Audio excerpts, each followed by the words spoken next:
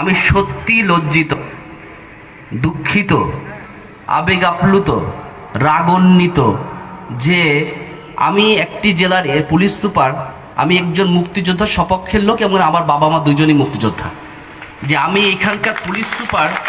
আমি খুবই লজ্জিত যে আমাদের এখানে দুটি দুর্ঘটনা ঘটলো, একটি জাতির পিতা বঙ্গবন্ধু ভাস্কর্য আর একটি হচ্ছে বাঘা যতীনের আবক্ষ। আরে বঙ্গবন্ধু না থাকলে স্বাধীনতাই পেতেন না।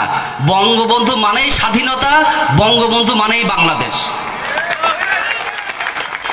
বঙ্গবন্ধু একটা নির্দিষ্ট ভূখণ্ড, বঙ্গবন্ধু প্লাস একটা নির্দিষ্ট ভূখণ্ড প্লাস স্বাধীনতা যুদ্ধ ইকুয়ালস টু বাংলাদেশ। সো বঙ্গবন্ধুকে বাদ দিয়ে এই আমি আজকে এসপিও হতে পারতাম না, আমাদের সেলিম আলতাফ জজ মহোদয় আজকে এমপিও হতে পারতেন না। সো এই জাতির পিতার ভাস্কর্য আপনারা ভাঙেন, আপনাদের স্পর্ধা কত বড়। আমি কঠোরভাবে বলতে চাই যে এর পরবর্তীতে যাদেরকে তো ধরা হয়েছে তাদেরকে তো শাস্তির মুখোমুখি, কঠোর শাস্তির মুখোমুখি হতেই হবে। যদি এর পরবর্তীতে এমন কোনো ঘটনা ঘটে, সরকারকে এত দুর্বল মনে করবেন না মৌলবাদী চক্র। একদম হাত কিন্তু ভেঙে দেব। যেই হাত দিয়ে কোনো ভাস্কর্য ধরারও চেষ্টা করবেন, সে হাত কিন্তু ভেঙে দিব। সরকারকে এত হালকা ভাবার কিন্তু কিছু নাই। আমার পরিবারের পড়ালেখা কিছুই জানে না গবেট, সেটাকে আমি মাদ্রাসায় পাঠাই, বেশিরভাগ ক্ষেত্রে কিন্তু এরকম। আরেকটা শ্রেণীকে মাদ্রাসায় পাঠাই, এই যে আমাদের দরিদ্র মানুষরা, যে যারা মনে করি যে ওই ছেলেটাকে মাদ্রাসায় পড়াইলে মনে আমি বেসতে চলে যাব।